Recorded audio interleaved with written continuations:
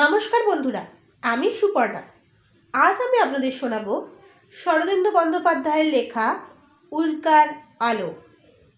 যদি আমার এই গল্প পাঠ আপনাদের ভালো লাগে তাহলে লাইক করে দেবেন, শেয়ার করে দেবেন এবং অবশ্যই সাবস্ক্রাইব করে দেবেন। চলুন শুরু করা যাক। উল্কার আলো। এই গল্পের নামকরণ ভুল হইয়াছে। শেষ পর্যন্ত পরিবার ধৈর্য যার আছে তিনি কথা বুঝিতে পারিবেন। যাহার সে ধৈর্য নাই তাহাকে গোড়াতেই জানিয়ে দেওয়া প্রয়োজন যে ইহার নাম হওয়া উচিত ছিল তৈরাস চরিত্র কিংবা পৌরস্য ভাগ্যম অথবা দেবানা জানন্তী। বম্বে ফ্লিংয়ের মতোই শোনাইতেছে। কি করিব, আমি না চাই। গল্পের শীর্ষদেশে একটা নাম জুড়িয়া দিবার প্রথা কোন অর্বাচীন আবিষ্কার করিয়াছিল? গল্পের আখ্যান বস্তুর সহিতই শিরোনামের একটা অর্থগত সংযোগ থাকিবারই বা আবশ্যকতা কি? শ্রীকান্তের ভ্রমণ কাহিনীর পরিবর্তে বইখানার নাম বিপাক্ষেও বিরক্ত হইলে বা পৃথিবীর কি অনিষ্ট হইত? যোগাযোগ যদি তিন পুরুষই থাকিত তাহা হইলে কি সৃষ্টির অসাধারে যাইত? বর্তমান লোকের একটা নাম আছে, কিন্তু নামের সঙ্গে মানুষটার একটুও সাদৃশ্য নেই। তাহাতে কি ক্ষতি হয়েছে? What is in a name? এই সকল গুরুতর প্রশ্নের উত্তর আপনারা দিতে পারবেন না, অথচ সেই জন্য অপেক্ষা করিয়া আপনাদের অপ্রতিভ করিব না। তৎপরিবর্তে যে নিদারুণ সংবাদটি দিয়া আপনাদিগকে সচকিত করিয়া তুলিবার অভিলাষ করিয়াছি তাহা এই: সুনীলা ওরফে বিল্লুর বয়স এখন 17 বয়স এবং তাহার মতো ফাজিল, চপল ও হৃদয়হীনা যুবতী আমি আজ পর্যন্ত দেখি নাই। অনুরূপকে সে কিন্তু সব কথাই শুরু করতে বলা কর্তব্য। কবিবর বলেছিলেন, আরম্ভেও পূর্বেও আরম্ভ আছে। সন্ধ্যাবেলায় দ্বীপ জ্বালার আগে সকালবেলায় সলতে পাকানো, অর্থাৎ বাবারও বাবা আছে, অন্তত থাকিলে ভালো হয়। এই বিল্লুর বয়স যখন 8 বৎসর ছিল তখন তাহার কাঁচা রকম একটা বিবাহের সম্বন্ধ হইয়াছিল। নিতান্তই হাসি ঠাট্টার মধ্যে জন্মগ্রহণ করিয়া এই সম্বন্ধ ভ্রূণ অবস্থাতেই বিনষ্ট হইয়া যায়। বিল্লুর বাবা প্রথম শ্রেণীর ডেপুটি ম্যাজিস্ট্রেট বেহারি বাবুর সদরে বদলি হইয়া আসিয়াছিলেন এবং তাহার জ্যেষ্ঠ পুত্র 15 বর্ষীয় বিজয়লালের সহিত স্থানীয় বড় উকিল নিমাইবাবুর পুত্র অনুরূপ চন্দ্রের বেজায় বন্ধুত্ব জমিয়া গিয়াছিল। এইরূপ অনুরূপ প্রায়ই বিল্লুদের বাড়ি যাইত। এমনকি শেষ পর্যন্ত বন্ধুত্ব এমনই গাঢ় হইয়া উঠিয়াছিল যে স্কুলে এবং স্কুলের বাহিরে এই দুটিকে কদাপি পৃথক অবস্থায় দেখা যাইত না। বিজয়কে বাড়িতে না পাইলে সকলে বুঝিত সে অনুরূপের বাড়িতে আছে, এবং অনুরূপকে বাড়িতে না পাওয়া গেলেও তথই বচ। পাঠক ভাবিতেছেন, কিন্তু তাহা ভুল, বরঞ্চ ঠিক তাহার উল্টা। বন্ধু ভাগিনীর অত্যাচারে অনুরূপের জীবন দুর্বহ হইয়া উঠিয়াছিল। পাতলা মুখের ওপর বড় বড় বিস্ফারিত দুইটি চোখ, লাল টুকটুকে দুখানি ঠোঁট। বিল্লুকে দেখিয়া সহসা কেউ কল্পনা করিতে পারিত না যে তাহার ওই 8 বছরের ক্ষুদ্র মস্তিষ্কের মধ্যে এত প্রকার দুষ্টু বুদ্ধি সঞ্চিত হইয়া আছে। বয়োজ্যেষ্ঠদেরও তাহাকে আঁটিয়া উঠিবার জো নাই। অনুরূপ একসময় উদ্ভ্রান্ত হইয়া ভাবিত, জ্বালাতন করিবার এমন অপরিসীম শক্তি এই ক্ষুদে মেয়েটা কোথা হইতে লাভ করিল। নেহাত বন্ধু ভগিনী বলিয়াই সে নীরবে সহ্য করিয়া যাইত, নচেত কাল্পনিক প্রতিহিংসা বিলাস দাঁত কর্মর করিয়া তাহাকে নিবৃত্ত হইতে হইত।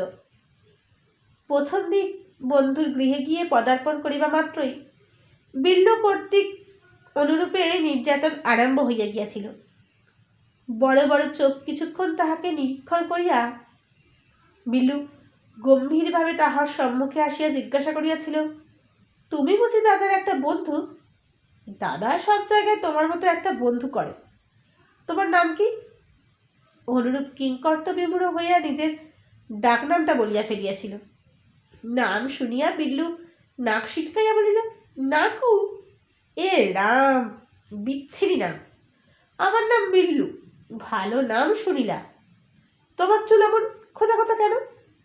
প্রশ্নের উত্তর দিতে দেরি হইতেছে দেখিয়া বিল্লু অন্য প্রশ্ন উত্থাপন করিল। তুমি কান নাড়াতে পারো না? হ্যাঁ পারো। অত বড় বড় কান নাড়াতে পারো না? নিশ্চয়ই পারো, একটু নাড়াও না দেখি। বলি ঘাড় হেলাইয়া স্থির দৃষ্টিতে তাহার কানের দিকে তাকাইয়াছিল।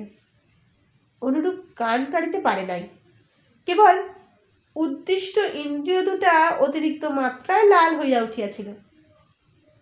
এইভাবে আরম্ভ হইয়া চক্রবৃদ্ধি হারে বিল্লুর আনুমানসিক উৎপীড়ন বাড়িয়াই চলিয়াছিল।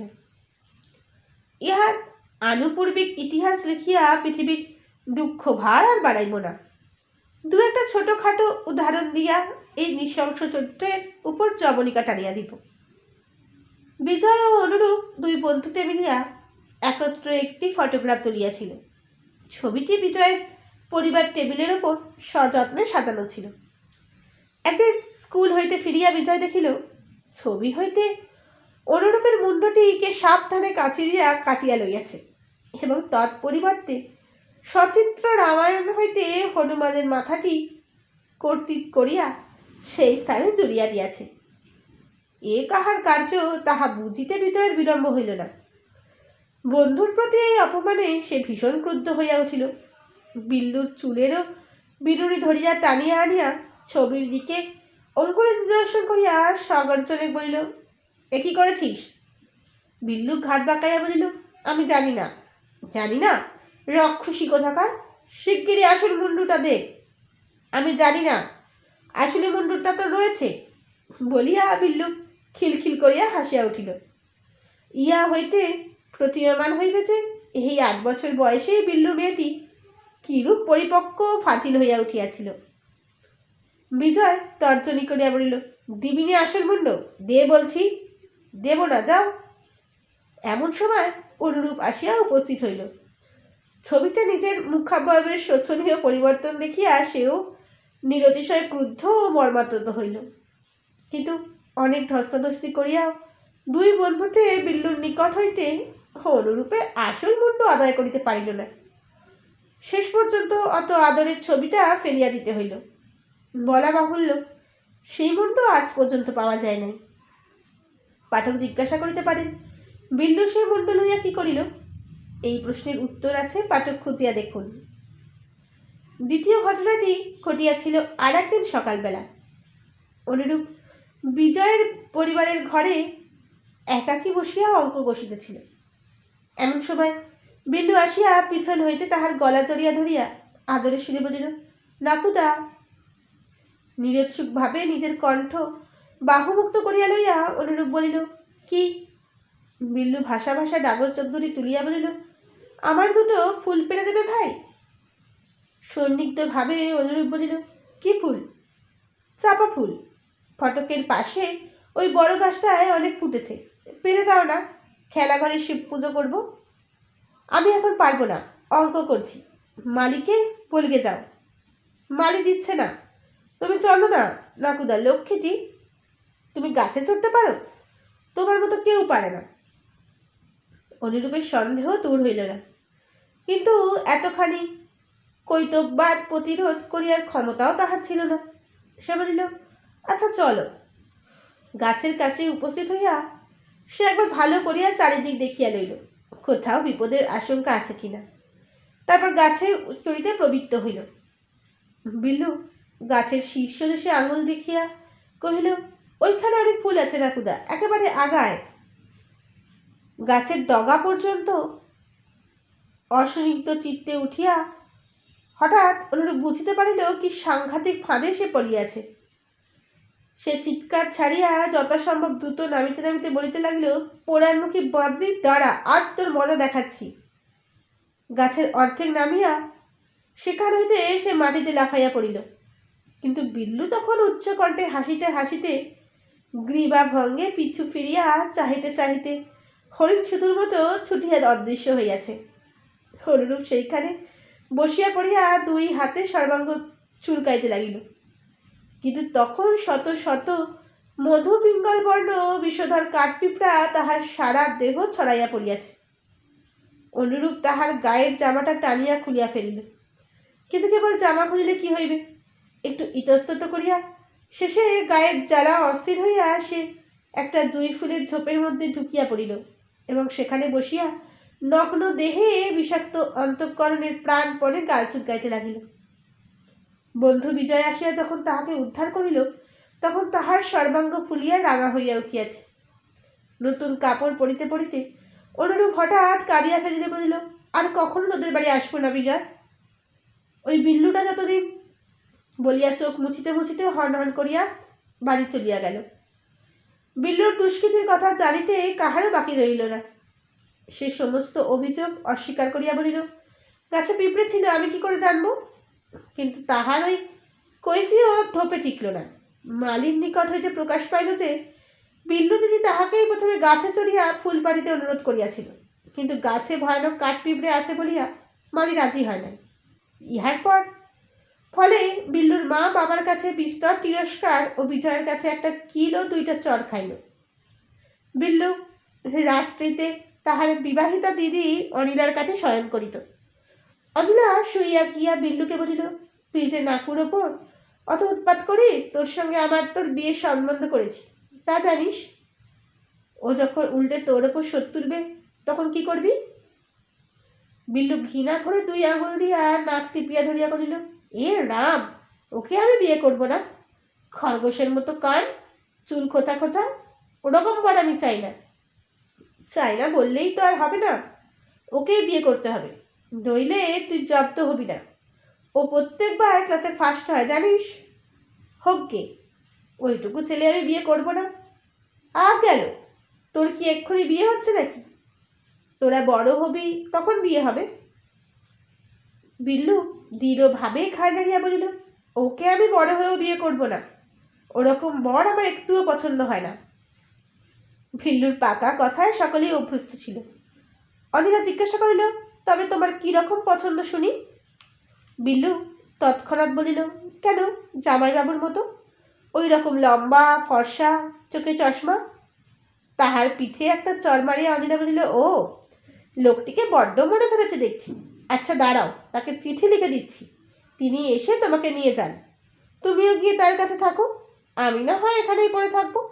সতীনের ঘর করা আমার পোষাবে না, তাও যেমন তেমন সতীন নয়, তোমার মতো সতীন। পরিহাস ছলে উক্ত হইলেও আসলে অনিলার কথাটা সত্য। সুন্দরী কন্যা দেখিলেই পুত্রবতী কাঙালি গৃহিণীর তাহাকে পুত্রবতী করিবার ইচ্ছা হয়। অনুরূপের মাতাও তাহা হইয়াছিল। দুই পরিবারে বেশ ঘনিষ্ঠতা হইয়া যাইবার পর অনুরূপের মা বিল্লুদের বাড়িতে বেড়াইতে গিয়া একদিন বলিয়াছিল, বিল্লুর মতো একটি মেয়ে পাই, আমার বউ করি। বিল্লুর মা উত্তরে বলিয়াছিল, বিল্লুর মতো দরকার কি ভাই, বিল্লুকেই নাও না। সেই অবধি দুই গিন্নির মধ্যে বেআইন সম্পর্ক পাতানো হইয়া গিয়াছিল। যদিও কর্তার এই মেয়েলি ব্যাপার শুনিয়া নিজেদের মধ্যে হাসাহাসি করিয়া বলিয়াছিল, একেই বলে গাছে কাঁঠাল কোপে তেল। মেয়ের বয়স 8 বছর, ছেলের 15, এরই মধ্যে বিয়ের কথা। আরে বড় হোক, বেঁচে থাক, তারপর দেখা যাবে। সাধে কি আর মেয়েদের 10 হাত কাপড়ে। অনুরূপও হাসি ঠাট্টার সূত্রে বৌদিদের কাছে কথাটা শুনেছিল। উত্তরে সে মনে মনে প্রকাণ্ড একটা হু বলিয়াছিল। বিল্লুকে বিবাহ করাচ্ছে 1 লক্ষ মাছি, মশা, বোলতা ও কাঠপিঁপড়েকে বিবাহ করা যেন ঢেরই বেশি বুদ্ধিমানের কাজ। এ কথা সে প্রকাশ করিয়া না বলিলেও তাহার মনের ভাব কাহাকেও নিকট অগোচর ছিল না। তারপর একদিন হঠাৎ কি কারণে বিহারী বাবু বদলি হইয়া অন্য জেলায় চলিয়া গেলেন। বিজয় ও অনুরূপ কিছুদিন সজোরে পত্র বিনিময় চালাইল, কিন্তু দূরত্বের প্রভাবে ক্রমশ অনুরাগের বন্ধন শিথিল হইয়া গেল। উভয় পরিবার ক্রমে পরস্পরের প্রায় ভুলিয়াই গেলেন। সে আজ প্রায় 9-10 বৎসরের কথা। এই 9-10 বৎসরে বহু পরিবর্তন হইয়া গিয়াছে। এই প্রাচীনা পৃথিবীর বয়স আরো 9-10 বৎসর বাড়িয়াছে। যাহারা কিশোর ছিল তাহারা যুবক হইয়া পড়িয়াছে। অনেক বৃদ্ধ বৈকুণ্ঠ লাভ করিয়াছে, ততোধিক শিশু জন্মাগ্রহণ করিয়াছে, এবং আরও অনেক প্রকার বিচিত্র দার্শনিক ব্যাপার সাংঘাতিক হইয়া গিয়াছে। বিহারীবাবু জেলার ম্যাজিস্ট্রেট হইয়া পুরাতন শহরে ফিরিয়া আসিয়াছেন। অনুরূপ এখানকার পড়া শেষ করিয়া বিলাত গিয়াছিল। সেখান হইতে কি একটা পাশ করিয়া রেলের কভেন্টেন্ট চাকরি লইয়া দেশে ফিরিয়াছে। উপস্থিত বাড়িতে আছেন। মাসখানেকের মধ্যে টন্টুরার অফিসে যোগ দিতে হইবে। তাহার চুল এখনো খোঁচা খোঁচাই আছে বটে, কিন্তু অতটা নহে। কান দুটিও বোধ করি শরীরের অনুপাতে বাড়ে নাই বলিয়া এখন আর অত বড় দেখায় না। ওদিকে সুনীলা ওরূপে বিল্লুর বয়স এখন 17 বৎসর, এবং তাহার মতো ফাজিল চপল হৃদয়হীনা যুবতী। সর্বাপেক্ষা বেশি পরিবর্তন ঘটিয়াছে কিন্তু বিহারীবাবুর পারিবারিক জীবনে। যতদিন ডেপুটি ম্যাজিস্ট্রেট ছিলেন ততদিন তিনি সাধারণ বাঙালি ভদ্রলোকের মতোই পুরাতন প্রথার জীবন কাটাইতেছিলেন, কিন্তু ম্যাজিস্ট্রেট হইয়া হঠাৎ পুরো দস্তুর সাহেব বনিয়া গিয়াছে। আগে কেবল তাহার অফিস রুম ছিল, এখন উপরন্তু ড্রয়িং রুমও হইয়াছে। মৈথিলী পাত্র নির্বাচিত হইয়া বাবরচি নিযুক্ত হইয়াছেন।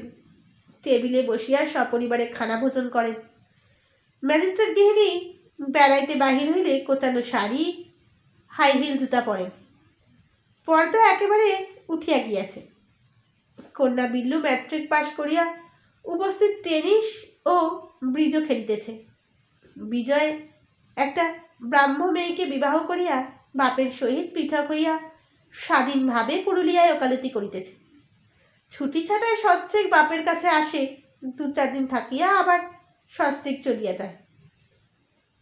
অনুরূপ বিলাল হইতে বাড়ি ফিরিবার দিন 5 পরে তাহার মা বলিলেন, ওরে বিহারীবাবুকে মনে আছে তো? তোর বন্ধু ছিল বিজয়ের বাবা, তিনি যে জেলার কর্তা হয়ে বসেছেন। 3 বৎসর পরে বাড়ি ফিরিয়া এই কদিন অনুরূপ পারিবারিক চক্রে বাহিরের দৃষ্টি নিক্ষেপ করিবার অবকাশ পায় নাই। কৌতূহলী হইয়া জিজ্ঞাসা করিলেন, তাই নাকি? কতদিন এসেছেন? এই তো মাস 2 হবে। তোমাদের সঙ্গে দেখাশোনা হয়েছে? হ্যাঁ, আমরা একদিন গিয়েছিলাম। যদিও এখন ওরা পুরোপুরি সাহেব হয়ে গেছে, তবুও আমাদের খুব আদর যত্ন করলেন। এখন আগের কথা বলেননি। তোর একবার যাওয়া উচিত। বেশ তো, যাব। বিজয় কোথায়? এখানেই আছে নাকি? না, সে তো পুরুলিয়ায় ওকালতি করছে। অনুরূপ হঠাৎ হাসিয়া জিজ্ঞাসা করল, আর বিল্লু? তার বোধহয় বিয়ে হয়ে গেছে না? কই আর হয়েছে, এখন কি আর তার বিয়ে দেবেন? মেয়ে যে মোটে 17 বছর বয়স বলিয়া মাও মুখ টিপিয়া হাসিলেন। সেই দিনেই বৈকালে অনুরূপ ম্যাজিস্ট্রেট সাহেবের বাংলোয় দেখা করিতে গেল। বাংলোর সামনে একটা শান বাঁধানো চাতাল ছিল। সেখানে বসিয়া বিহারীবাবু সস্ত্রীক সকন্যা চাপান করিতেছিলেন। অনুরূপ সেখানে গিয়া হাত তুলিয়া নমস্কার করিয়া স্মিত মুখে দাঁড়াইল। বিহারীবাবু আরাম কেদারায় অঙ্গ প্রসারিত করিয়া শুইয়াছিলেন। বিস্মিতভাবে ঈষৎ ভ্রুকুটি করিয়া তাহার দিকে চাহিলেন। গৃহিণী অপরিচিত ব্যক্তি দেখিয়া কাপড়ের মাথায় তুলিয়া দিবার চেষ্টা করিলেন, কিন্তু বিল্লু বিস্ফারিত দৃষ্টিতে মুহূর্তকাল চাহিয়া উঠিয়া উচ্চকণ্ঠে হাসিয়া উঠিল। নকুদা? মা, চিনতে পারছো না? দাদার বন্ধু নকুদা, মনে নেই? বলিয়া আবার সেই নিতান্ত পরিচিত কৈশোরের বহু নির্যাতিত স্মৃতি অনুবৃত্ত হাসি হাসিল। ও মা, তাই তো, চিনতে পারিনি, কতদিন পরে দেখলুম। এসো বাবা, এই সেদিন বিজয় তোমার কথা বলছিল। My love, young man, you have grown out of all recognition. Well, very glad to see you. Sit down, sit down. অনুরূপ একটা চেয়ার টানিয়া বসিল। বিল্লু এক পেয়ালা চা ঢালিয়া তাহার দিকে অগ্রসর করিয়া দিয়া বলিল, নকুদা, চা খাও। তাহার ঠোঁটের কোণে একটু চাপা হাসি। অনুরূপ সচকিত হইয়া ভাবিল, সে কি এখানে আসিয়া হাস্যকর কিছু করিয়া ফেলেছে। নিজের কথাবার্তার উপর একটা কড়া পাহারা বসিয়া গেল। নানা রকম কথা হইতে লাগিল।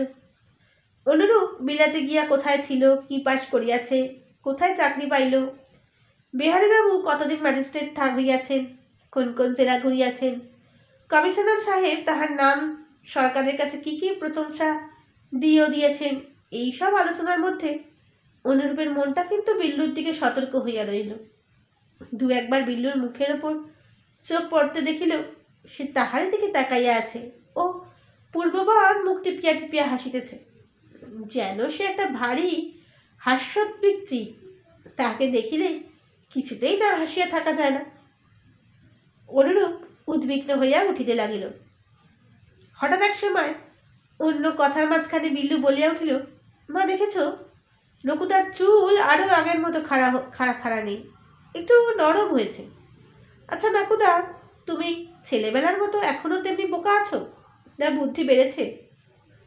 অনুরূপ হাসিবার মতো মুখ করিয়া বলিল, কি জানি, তোমার কি মনে হয়? এখন কি বলা যায়? আর দুদিন দেখি। তুই চুপ কর বিল্লু, আমাদেরকে কি কথা হচ্ছিল? এইভাবে কন্যাকে মৃদু তিরস্কার করিয়া গৃহিণী আবার ব্যাহত প্রসঙ্গ আরম্ভ করিলেন। ঘণ্টা দেড়েক পর অনুরূপ যখন বিদায় লইয়া উঠিয়া দাঁড়াইল, তখন বিল্লু ঠোঁটের একটা সহাস্য ভঙ্গিমা করিয়া বলিল, নাকুদা, কাল আবার আসবে তো? অনুরূপ তাহার দিকে ফিরিয়া কিছুক্ষণ জিজ্ঞাসাভাবে তাকিয়া রহিল। কথার মধ্যে কোনো প্রচ্ছন্ন পরিহাস আছে কিনা তাহাই সে নিরূপণ করিবার চেষ্টা করিল।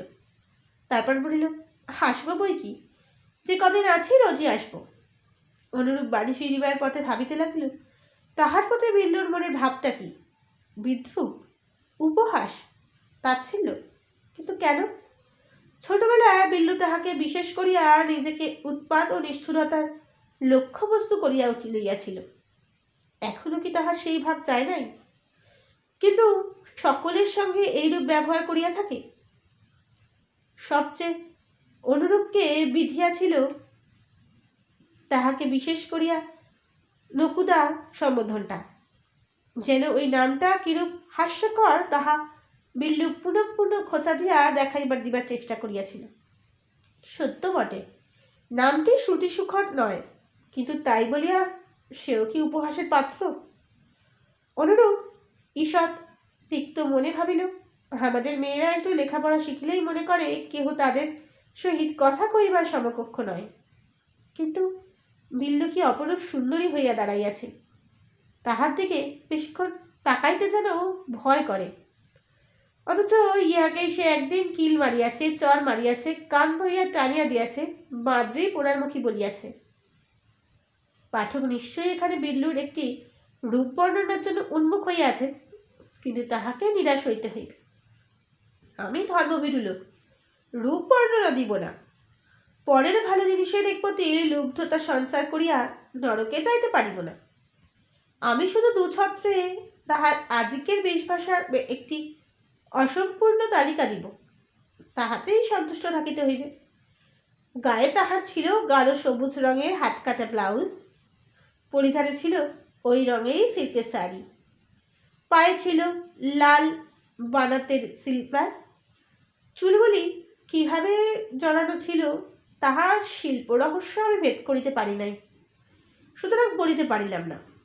অলঙ্কার তাহার গায়ে ছিল না বললেই হয়, কেবল দুগাছি সরু সোনার রূপলি সুডোল হাতে যেন চাপিয়া বসিয়া গিয়াছিল, আর গলায় ক্ষীণ একটি হার, তাহার নিম্ন প্রান্তে একটি হীরের লকেট। আর এই সব বেশভূষা যে তরুণ তনুটিকে আশ্রয় করিয়াছিল, ওই রে, আর একটু হলেই আরম্ভ করিয়া দিয়েছিলাম আর কি। সেই রাত্রিতে বিহারী বাবু ও তার স্ত্রীর মধ্যে কথা হইল। গৃহিণী বললেন, অনুরূপের সঙ্গে বিল্লুর বিয়ে হলে মন্দ হয় না, আগেও তো একবার সম্বন্ধ হয়েছিল। কথা বললে, বেশ তো, ওরা আসুক না আমার কাছে, প্রস্তাব করুক। কিন্তু তা কি ওরা করবে? হাজার হোক ওরা বরপক্ষ। আমাদের দেশে যে উল্টো নিয়ম, মেয়ের বাপকে ছোটাছুটি করতে হয়। কিন্তু তা বলে আমি তো আর উপযাচক হয়ে যেতে পারি না, বুঝলে না? গৃহিণী বুঝিলেন হাকিমি মর্যাদায় বাঁধে। কিছুক্ষণ চিন্তা করিয়া বলিলেন, দেখা যাক আরো দুদিন আসা যাওয়া করুক, শেষ পর্যন্ত হয় নিজেই বিলেত ফেরত তো। কর্তা বলিলেন, সে হলে তো কোনো গোলই থাকে না। তার উপর আর একটা কথা আছে, বিল্লুর পছন্দ অপছন্দ জানা দরকার। ও আবার যেরকম মেয়ে, মনে আছে তো হাজারিবাগের সেই মুনসেফ ছোকরা, তাকে তো হেসেই উড়িয়ে দিলে। যেন সে মানুষের মধ্যেই কর্ণ নয়। দা হেডলেস লিটল মিক্সড বলিয়া সস্নেহে হাসিতে লাগিলেন। পরদিন সন্ধ্যাবেলা অনুরূপ ম্যাজিস্ট্রেটের কুঠিতে উপস্থিত হইয়া শুনিল সাহেব ও মেম সাহেব একটা পার্টিতে গিয়েছেন।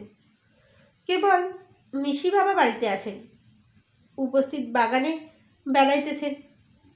অনুরূপ মিশি বাবার সন্ধানে প্রবেশ করিল। একটি লোহার বেঞ্চির ওপর বিল্লু পিছন ফিরিয়া বসিয়াছিল। তাহার বসিবার ভঙ্গি দেখিয়া অনুরূপের মনে হইল সে কোলের ওপর বই রাখিয়া পড়িতেছে। ছাঁটা ঘাসে ঢাকা লনের ওপর দিয়া অনুরূপ নিঃশব্দে তাহার দিকে অগ্রসর হইল। বেঞ্চির কাছে পৌঁছতে যখন তাহার হাত ৬-৭ বাকি আছে, তখন বিল্লু হস্তস্থিত জিনিসটা মুখের কাছে তুলিয়া চুম্বন করিল। তারপর সচকিতে কিছুক্ষণ ফিরিয়া চাহিয়া অনুরূপকে দেখিয়া তীর বেগে উঠিয়া দাঁড়াইল। এইরূপ অবস্থায় যে ধরা পড়ে তাহার যেমন লজ্জা অবধি থাকে না, যে ধরিয়া ফেলে সেও কম লজ্জা পায় না। অনুরূপ আরক্ত মুখে আড়ষ্ট হইয়া দাঁড়িয়া রহিল। যে লকেটে বিল্লু চুম্বন করিয়াছিল তাহা তখনও তাহার হাতে ধরা ছিল। সে বন্ধ করিয়া বুকের কাপড়ের তলায় চাপা দিয়া বিল্লু শুষ্ক হাসিল, বলিল, চুপি চুপি একেবারে পেছনে এসে দাঁড়িয়েছ যে? তাহার কণ্ঠস্বরে বিরক্তি ও অসন্তুষ্ট সুস্পষ্ট। অনুরূপ চুপি চুপি আসে নাই। পায়ের তলায় ঘাস ছিল বলিয়া বিল্লু তাহার পদশব্দ শুনিতে পায় নাই, কিন্তু সে কৈফিয়ত দিতে যাওয়া বৃথা। হয়তো তাহার গলা ছাড়া দিয়ে অপমান বার্তা ঘোষণা করা উচিত ছিল। সে চুপ করিয়া রহিল। বিল্লু বলিল, এখানেই বসবে না ভেতরে যাবে? মা বাবা পার্টিতে গেছেন। অনুরূপ চেষ্টা করিয়া বলিল, যেখানে হয় এখানেই বসো। দুইজনে বেঞ্চিতে বসল। কিছুক্ষণ অস্বচ্ছন্দভাবে দু একটা কথা হইল। তারপর বিল্লুর মুখের অপ্রসন্নতা কাটিয়া গেল। সে হাসিয়া বলিল, আচ্ছা নকুদা, বিলেতে থাকতে তুমি ইংরেজ মেয়েদের সঙ্গে মিশতে? অনুরূপ সাবধানে বলিল, কিছু কিছু মিশেছি। বিল্লু জিজ্ঞাসা করিল, তারা তোমায় দেখে হাসত না? অধর দংশন করিয়া অনুরূপ বলিল, না, হাসবে কেন? অমনি বলিয়া বিল্লু নিজেই জোরে হাসিয়া উঠিল। ক্ষুব্ধভাবে কিয়ৎকাল চুপ করিয়া থাকিয়া অনুরূপ বলিল, আমাকে দেখলেই তোমার হাসি পায় না? হ্যাঁ, বড্ড। বলিয়া হাসির বেগ রোধ করিতে না পারিয়া বিল্লু মুখে রুমাল চাপিয়া ধরিল। ধীরভাবে অনুরূপ জিজ্ঞাসা করিল, কেন বলো তো? কি জানি, তোমাকে দেখলেই। কথাটা বিল্লু শেষ করিতে পারিল না। মিনিট দুই শক্তভাবে বসিয়া থাকিয়া অনুরূপ হঠাৎ উঠিয়া দাঁড়াইয়া বলিল, আচ্ছা চললুম। রুমাল হইতে মুখ তুলিয়া বিল্লু বলিল, রাগ হলো নাকি? না। কয়েকবার যাইবার পর বিল্লু তাহাকে ফিরিয়া ডাকিল, নাকুদা, তুমি ব্রিজ খেলতে জানো? ন যৌন নত উস্তভাবে দাঁড়িয়া অনুরূপ বলিল, জানি, সামান্য। বিল্লু বলিল, ঘোড়ায় সবাই ওই কথাই বলে। তোমারও আবার বিনয় হচ্ছে নাকি? কাল সন্ধ্যের পর আমাদের বাড়িতে একটা ব্রিজ পার্টি বসবার কথা আছে। খেলতে জানে এমন 2 জন লোক পাওয়া গেছে, কেবল একজনের অভাব হচ্ছে। তুমি আসতে পারবে? উদাসভাবে অনুরূপ বলিল, যদি অভাব হয় আসতে পারি, কিন্তু আমি ভালো খেলতে জানি না। হাসি গোপন করিয়া বিল্লু বলিল, এসো তাহলে, ঠিক 7টার সময়। রাত্রিতে ঘুমাইয়া অনুরূপ স্বপ্ন দেখিল বিল্লু পিছন হইতে তাহার গলা জড়িয়া ধরিয়া আবদারের সুরে বলিতেছে, নাকুদা, আমার 2টো ফুল তুলে দেবে ভাই? অনুরূপ ঘাড় ফিরিয়া দেখিল 8 বছরের বিল্লু নয়, 17 বছরের বিল্লু। ধর্মর করিয়া উঠিয়া দাঁড়াইতেই ঘুম ভাঙিয়া গেল। এমন বিশ্রীভাবে ঘুম ভাঙিয়া যায় কেন, কেউ বলিতে পারেন? পরদিন সন্ধ্যাবেলায় অনুরূপ যথা সময়ে উপস্থিত হইয়া দেখিল 2 জন ভদ্রলোক হাজির আছেন। তাহাদের সহিত পরিচয় হইল। 2 জনেই ডেপুটি ম্যাজিস্ট্রেট, বয়সে তরুণ, বেশ সুপুরুষ। একজনের নাম সমরেশ, অন্যের নাম সুধাংশু। বিল্লু পরিচয় করিয়া দিতে গিয়ে বলিল, ইনি আমার দাদার ছেলেবেলার বন্ধু, অনুরূপ বাবু। ওর একটা ডাকনাম আছে, কিন্তু সে নামটা আর শুনে কাজ নেই বলিয়া হাসিয়া ফেলিল। অনুরূপ লক্ষ্য করিল এই 2 জন ডেপুটি ম্যাজিস্ট্রেটের সঙ্গে বিল্লুর ব্যবহার সম্পূর্ণ ভিন্ন প্রকারের। তাহাদের দেখিয়াই সে হাসিতেছে না, কাঁথার মধ্যে তীক্ষ্ণ কাঁটার খোঁচা নাই, বেশ সহজভাবে সম্ভ্রমপূর্ণ বন্ধুত্বের ভাব। তাস খেলিতে বসিয়া বিল্লু অনুরূপের খেলি হইল, কিন্তু তবু খেলা জমিল না। খেলিতে খেলিতে অনুরূপ কেবলই ভাবিতে লাগিল, এই দুজনের মধ্যে কাহার ছবি বিল্লুর বুকের মধ্যে লকেটের ভিতর লুকোনো আছে? কে তিনি? সুধাংশু না সমরেশ? এইরূপ প্রশ্ন সংকুল মন লইয়া ভালো ব্রিজ খেলা চলে না। আধ ঘন্টা পরে বিল্লু তাস ফেলিয়া উঠিয়া দাঁড়াইল, বলিল, না নকুদা, তুমি একেবারে কিচ্ছু খেলতে জানো না, আসুন তার চেয়ে অন্য কিছু করা যাক। অনুরূপ আদপ্ত কর্ণমূলে বলিল, আমি তো বলেছিলুম আমি ভালো জানি না।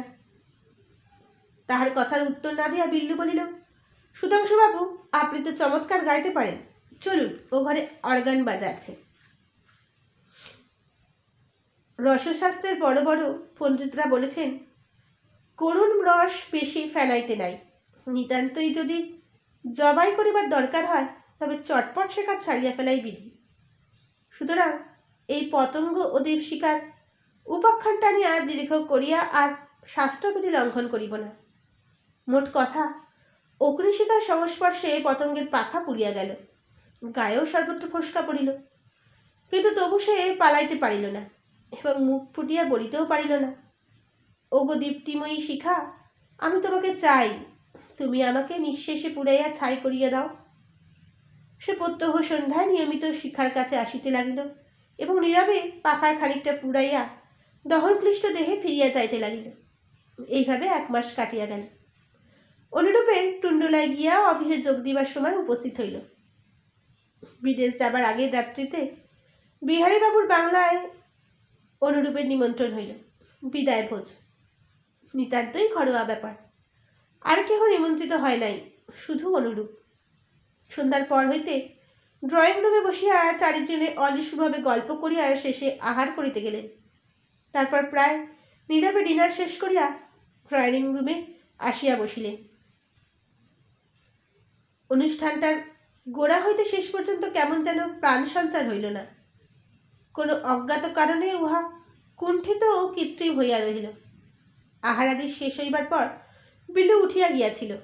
অনুরূপকে একটা বিদায় সম্ভাষণ করিয়া যাওয়ার প্রয়োজন মনে করে নাই। তাহার এই অবহেলা তার মা বাবাও লক্ষ্য করিয়াছিলেন।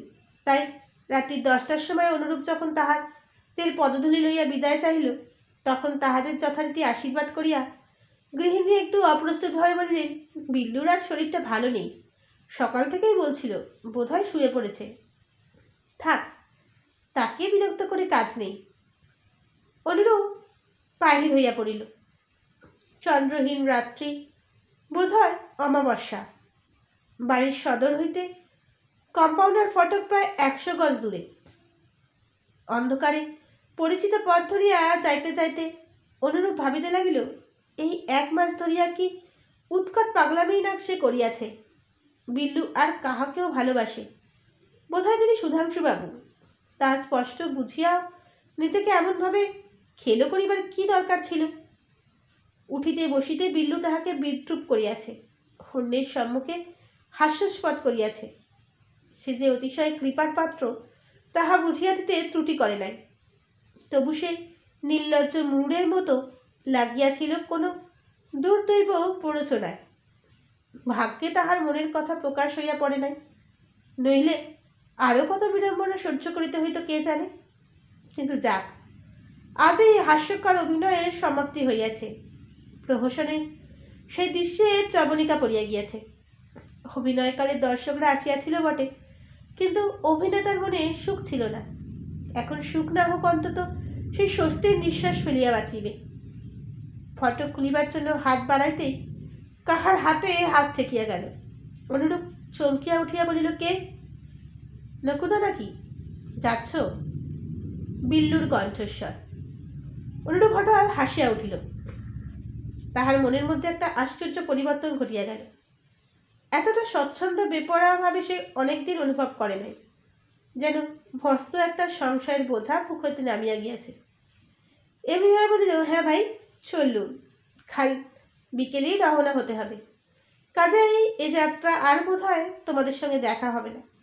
ভালোই হলো, আমি তো ভেবেছিলাম তুমি শুয়ে পড়েছ। না, আমি রোজই এই সময় একটু বেড়াই।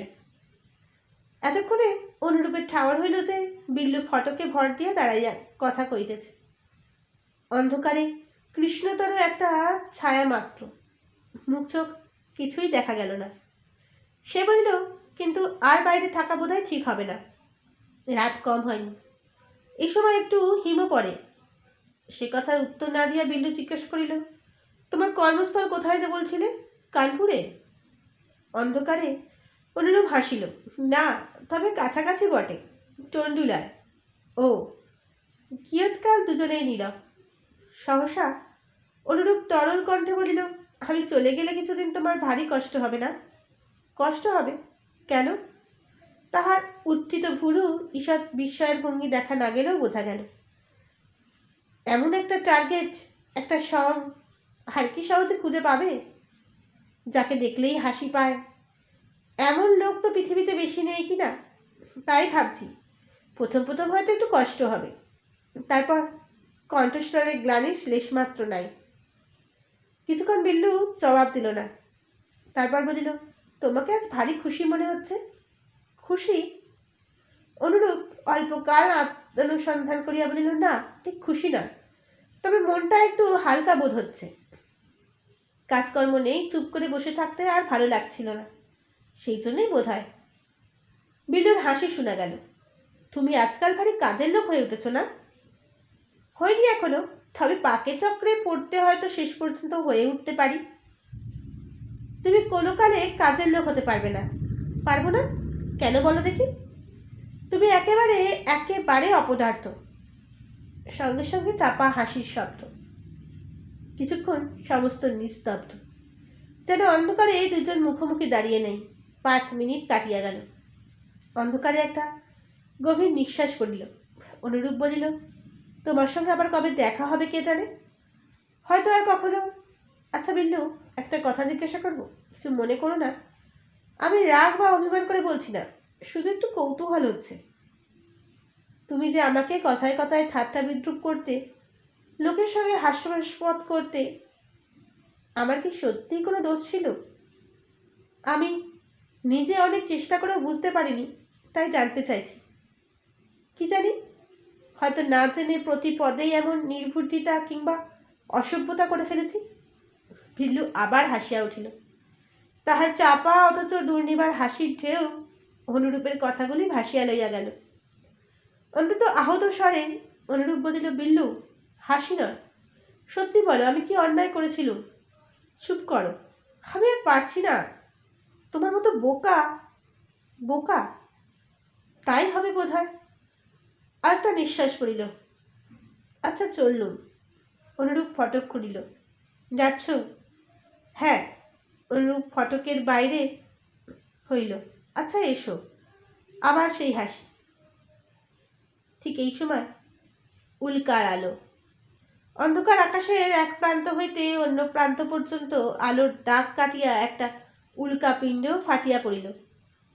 কয়েক মুহূর্তের জন্য তাহারই উজ্জ্বল নীল প্রভায় অনুরূপ দেখিল বিল্লুর চোখের জলে মুখ ভিজিয়া গিয়াছে, এবং সে 2 হাতে বুক চাপিয়া ধরিয়া যাহা অনুরূপ চাপা হাসি বলিয়া ভুল করিয়াছিল, তাহা অদম্য রোদনের উচ্ছ্বাস। আবার অন্ধকার। বিল্লু? কি? স্বর ক্ষুদ্র ও ক্ষীণ। আমি বুঝতে পারিনি, আমি ভেবেছিলাম তুমি কাউকে। বিগল নিকট হইতে কোনো জবাব আসিল না। তোমার লকেট? অনুরূপ এই কথাটাও অসমাপ্ত রইয়া গেল। কিয়ৎকাল পরে বিল্লুর হাত অনুরূপের হাতে ঠেকিল। বিল্লু একটা ঋষতৃষ্ণ ক্ষুদ্র বস্তু তাহার করতলে রাখিয়া হাত টানিয়া লইল। অনুরূপ অনুভব করিয়া বুঝিল লকেট। বলিল, এটা কি হবে? নাও, ওর মধ্যে একটা মুন্ডু আছে, চিনতে পারো কিনা দেখো। বিল্লু? উত্তর নাই। অনুরূপ আবার ডাকিল, বিল্লু। বিল্লুর সাড়া পাওয়া গেল না। সে বোধহয় পা টিপিয়া চলিয়া গিয়াছে। প্রশ্ন হইতে পারে, বিল্লুর মনে যদি ইহাই ছিল, তবে সে এমন ব্যবহার করিল কেন? ইহার উত্তর বোধ করি বিল্লু নিজেও দিতে পারিবে না। তাই গোড়ায় বলেছিলাম, এই গল্পের নাম হওয়া উচিত ছিল শ্রীয়াশ্চং চরিত্রং, কিংবা